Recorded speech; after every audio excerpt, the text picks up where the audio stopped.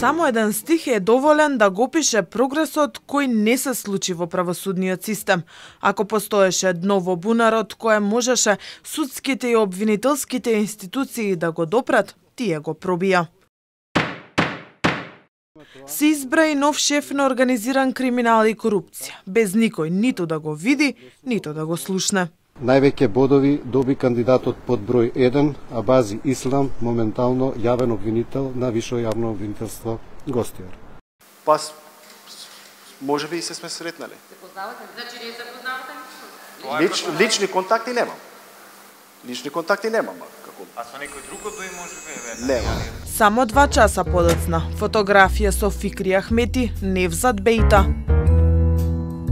А даде заклетва дека ќе гони криминал и корупција без разлика на се. Дека функцијата ќе ја врши непристрасно и одговорно, непристрасно и одговорно. Планинара, значи хоби ми е ловот и планинарен.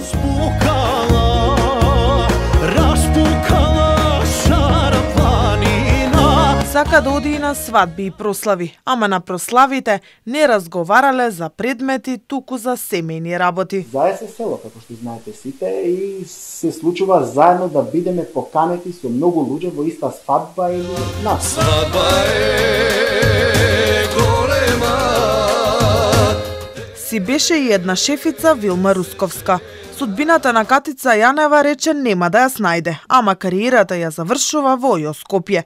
Или би рекле, и ја завршија, оти она сакаше повторно да биде шефица на организиран криминал. И натаму очекувате поддршка и победа? Да, апсолутно. Правдата мора да победи.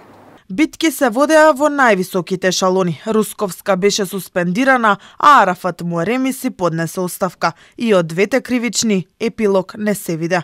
И кога правната фела мислеше дека поголем скандал не може да го најде правосудството, за корумпиран судија нема да има поправен испит, нема да има втора шанса, нема да има поблага казна. Дамева призна дека е симпатизер на социјалдемократите и дека ги гласа на избори, ама никогаш не ја зачлениле. Иако јавноста ја виде на фотографии со правната комисија на партијата.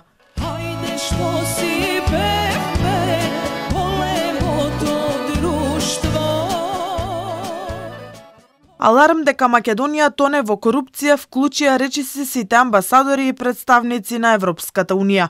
Укори и тимови за спасување на правосудството стигнаа дури од Соединетите Американски држави, но ниту тоа не допре до надлежните. Тимот за санкции од Вашингтон е овде заради поагресивен поглед на минатите и сегашните корумпирани актери и да ги разгледа сите можни одговори. На правосудниот сектор во Македонија му требаат повеќе истраги и гонење за да се покаже дека никој не е над законот. САД слуша.